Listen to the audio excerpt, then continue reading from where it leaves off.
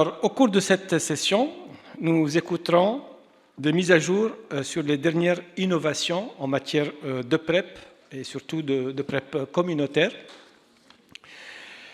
Les présentations se concentreront sur les dernières avancées scientifiques sur la PrEP, l'importance de la PrEP communautaire dans la prévention du VIH et l'expérience tunisienne de la PrEP, disons communautaire, mais la PrEP réellement communautaire n'est pas encore implémentée en Tunisie, mais c'est l'expérience pilote de la PrEP qui a déjà démarré.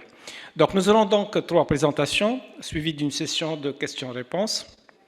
Notre premier intervenant est Bruno Spier, que vous connaissez déjà. Il est chercheur à l'ANRS et également il est membre du conseil d'administration de l'IAS, qui va nous présenter les dernières avancées sur la PrEP. Bruno, vous avez la parole et vous avez 15 minutes. Super, merci beaucoup. Donc moi je vais vous parler de la PrEP et comment les choses évoluent dans le domaine de la PrEP. Voilà, donc je vais parler des recherches sur la PrEP, de celles qui ont conduit à la PrEP et les données, les enjeux d'aujourd'hui, disons. Alors d'abord une petite définition pour que tout le monde ait le même niveau d'information.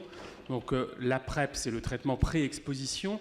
Donc c'est prendre un traitement antirétroviral avant de s'exposer au risque d'infection. Il ne faut pas confondre avec la PEP, qui est le traitement post-exposition qu'on prend juste après un risque potentiel d'exposition au VIH, comme dans les heures qui suivent.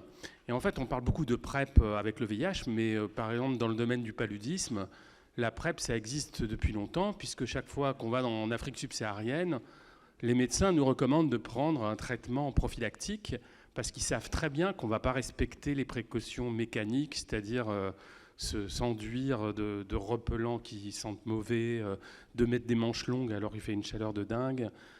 Donc ça, on va pas respecter. Donc on prend un médicament en plus pour... on est vraiment dans la prévention combinée là aussi, pour éviter d'attraper le paludisme. Donc la PrEP, ça existe depuis longtemps, mais on ne l'appelait pas comme ça, mais on l'appelle PrEP depuis qu'il y a le VIH en infectiologie. Alors le premier essai de PrEP qui avait montré une efficacité partielle, c'était un essai qui avait été mené en Amérique du Nord, Amérique du Sud, chez des hommes qui ont des rapports sexuels avec des hommes, qui avaient montré 44% de réduction des contaminations avec de la PrEP orale, la bithérapie Truvada. On avait en fait dans cet essai, c'était un peu décevant, mais il y avait seulement la moitié des gens qui prenaient le traitement, ils jetaient ce qu'on leur donnait. Donc ça ne pouvait pas forcément marcher très bien. Et chez ceux qui prenaient vraiment, on avait quand même 92% de réduction des contaminations. Donc ça a été vraiment le premier essai qui a montré l'intérêt de la PrEP orale. En France, on a une autre approche parce qu'on s'est dit les gens prendre un traitement tous les jours alors qu'ils ne sont pas malades, ils ne vont peut-être pas vraiment adhérer. Et les associations ont joué un rôle déjà dans la préparation d'un essai qui s'est appelé l'essai hypergay, qui était destiné aux hommes qui ont des relations sexuelles avec des hommes. L'idée, c'était de proposer de la prévention avec de la PrEP qui était prise à la demande, c'est-à-dire juste avant et juste après les rapports sexuels. Et on a pu voir que, avant même que l'essai soit fait, on a fait une enquête auprès des HSH. 40% qui n'avaient aucune publicité sur la PrEP à l'époque étaient déjà intéressés. Ils étaient d'autant plus intéressés qu'ils prenaient beaucoup de risques. Donc, ils voyaient ça comme une solution intéressante. Donc, ça nous a donné l'idée de faire cet essai, donc l'essai hypergay, qui a montré une réduction de l'incidence de 86% chez ceux qui prenaient la PrEP par rapport à ceux qui prenaient un placebo. Et dans cet essai, 86%, c'est seulement c'est un résultat général. Et si on regarde ceux qui l'ont effectivement pris, on est à 100%.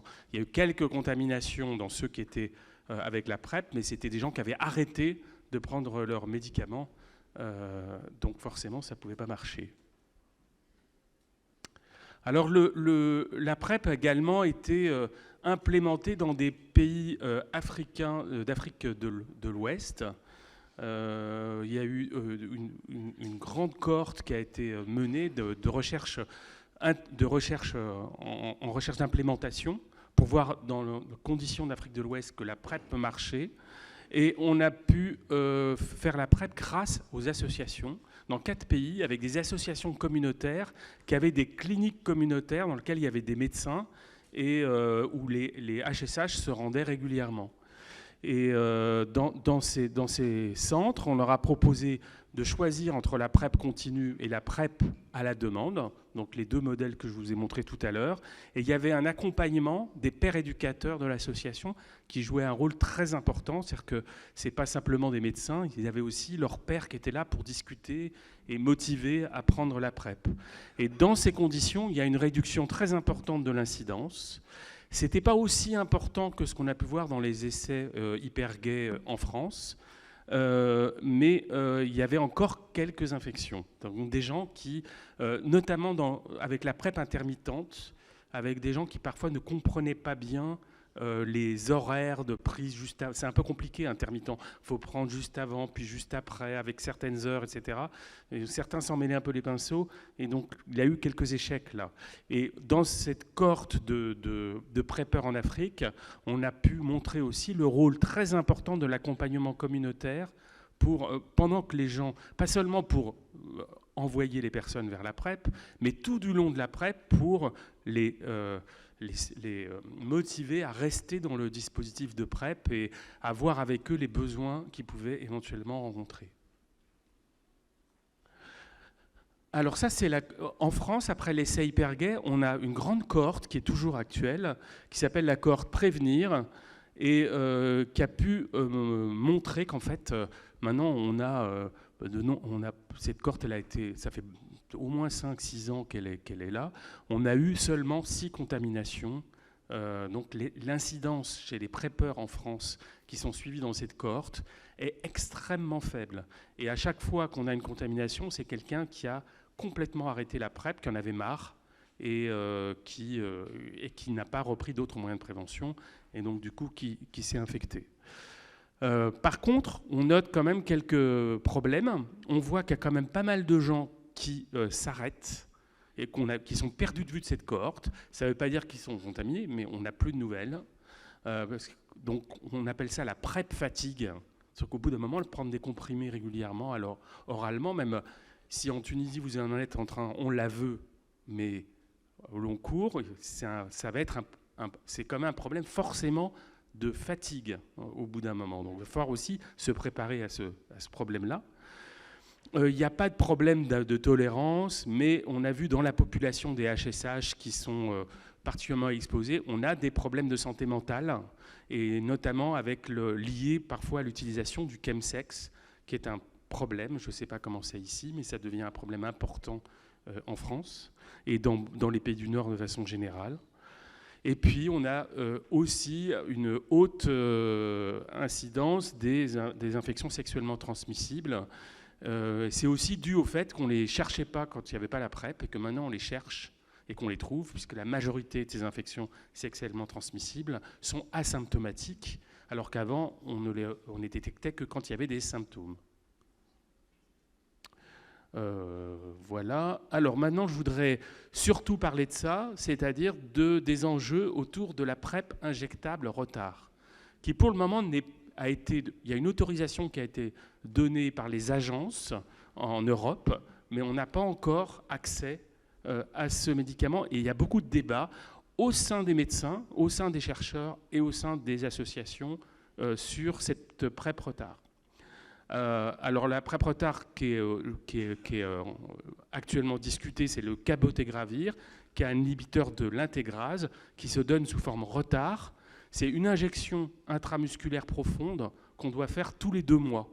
Donc c'est pas une petite piqûre que vous pouvez faire tout seul, hein. Il faut quand même aller voir un médecin, et c'est une injection qui doit vraiment être faite correctement si on veut que ça puisse fonctionner. Alors il y a eu un essai qui a démontré que ça marchait aussi bien que la PrEP orale, voire ça marchait même mieux, dans le sens où comme il n'y a pas le problème de l'observance, puisque vous faites votre injection, vous ne prenez plus la tête à chercher à ne pas oublier à prendre vos comprimés tous les jours. Donc, pour cette raison-là, ça marche mieux. Alors après, il y a quand même beaucoup d'enjeux par rapport à cette PrEP orale qui ont été discutés, notamment lors de la dernière IAS en Australie. D'abord, il y a les enjeux d'accès dans les pays du Sud. On a parlé grâce au patent pool, le fait que le cabotegravir est maintenant, la licence a été donnée au patent pool, donc les génériqueurs vont s'en saisir et tout. Mais ça va prendre du temps. Donc ça ne sera pas tout de suite, mais en même temps, ce n'est pas une raison de laisser tomber, il faut au contraire s'y préparer, parce que ça va arriver. Après, il y a les enjeux d'implémentation qui existent aussi bien dans des pays comme la France qu'existeront chez vous. Si on a accès à cette molécule à des prix abordables, comment on va faire l'injection? Il va falloir des infirmiers, qui c'est qui l'a fait? C'est le médecin, comment on s'organise dans les services. Il y a tous ces enjeux un peu logistiques qui fait que c'est plus compliqué de faire une injection intramusculaire que de juste faire une distribution d'une boîte de médicaments que la personne prend chez elle. Et puis, il y a un autre enjeu aussi qu'il faut bien comprendre, c'est les risques de résistance, notamment si la personne est en primo-infection. Il y a un risque de résistance très important, ça c'est vrai aussi pour la PrEP orale, mais c'est peut-être encore plus vrai pour la PrEP injectable. Alors, en effet, on a pu voir chez les rares personnes, il y a quand même des échecs dans la PrEP injectable. Il y a eu parfois les gens font leurs injections régulièrement, et dans de très rares cas, heureusement c'est très rare, mais ça arrive, il y a des échecs et des gens qui s'infectent quand même avec la PrEP injectable. C'est rare, mais ça arrive. Et qu'en plus, pour voir qu'ils sont infectés, le temps d'arrivée des anticorps, donc le test qui est classique de sérologie, il met un temps fou à se positiver. Et donc, si on veut éviter qu'il y ait une résistance, il faudrait pouvoir suivre les gens avec des charges virales. Ce qui, en pratique, est très compliqué et surtout augmente le coût. Donc ça, c'est quand même un problème qu'il va falloir surveiller. Il y a aussi ce problème de ce qu'on appelle la queue pharmacocinétique. Alors ça, c'est un petit peu technique, mais en fait, c'est simplement si vous arrêtez de prendre votre PrEP injectable, vous n'êtes plus au rendez-vous, vous n'êtes plus à l'hôpital, vous avez encore du cabotegravir dans votre sang, et il va mettre 1 an à disparaître. Donc pendant 1 an, il y a un risque théorique. Si jamais vous vous contaminez, non seulement vous vous contaminez, mais vous pouvez peut-être vous contaminer avec un virus qui va résister parce qu'il y a une présence de médicaments en quantité insuffisante. C'est un risque théorique. Il va falloir des données observationnelles dans la vraie vie pour savoir si ce risque théorique existe ou pas. Mais il faut quand même l'avoir en tête parce que dans les essais cliniques qui ont été faits, on est dans les contextes avec une durée de suivi qui est courte et on n'a pas ce genre de situation avec des gens qui sont très motivés pour aller dans les essais cliniques et qui n'arrêtent pas leur injection puisqu'ils sont super motivés. Et puis surtout, une vraie question qui a été beaucoup discutée et pour laquelle on continue à discuter dans la communauté, c'est la plus-value de santé publique de ce médicament. Parce que la question, ce n'est pas simplement est-ce qu'on a un meilleur confort pour les gens qui prennent la PrEP de passer de l'oral à l'injection. La vraie question intéressante pour des gouvernements, c'est est-ce qu'on attire des personnes qui ne veulent pas aller vers la PrEP orale, mais qui veulent bien aller vers les PrEP injectables. Et nous, on a des hypothèses, mais il n'y a pas de données pour le moment. On a des hypothèses que, par exemple, les femmes pourraient préférer la PrEP injectable à la PrEP orale. Notamment chez nous, les femmes qui sont touchées et les plus exposées, c'est les femmes plutôt vivant dans des quartiers populaires, d'origine africaine, subsaharienne, dans des conditions où il y a beaucoup de stigmatisation. Elles n'ont pas envie qu'on les voit avec des comprimés. Et venir aller chercher une injection discrètement, finalement, on préfère avoir un peu mal avec une injection que se cacher ses comprimés tout le temps et du coup oublier de les prendre. Donc ça, c'est une hypothèse qu'on fait, mais on n'a pas les données et les firmes qui veulent commercialiser la PrEP injectable n'ont pas non plus ce genre de données puisqu'elles se limitent à des essais cliniques.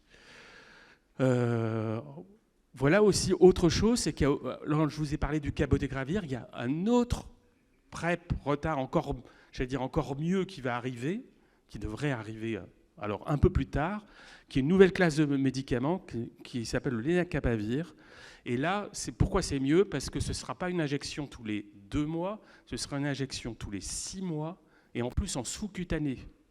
Donc beaucoup plus facile à faire et beaucoup moins fréquent. Donc ça aussi, c'est des choses qui sont en cours d'expérimentation et pour lesquelles là, les mêmes questions que pour le cabotegravir se posent, la plus-value de santé publique, mais on aura les réponses encore plus tard. Et je crois que c'est fini et je répondrai volontiers tout à l'heure à vos questions.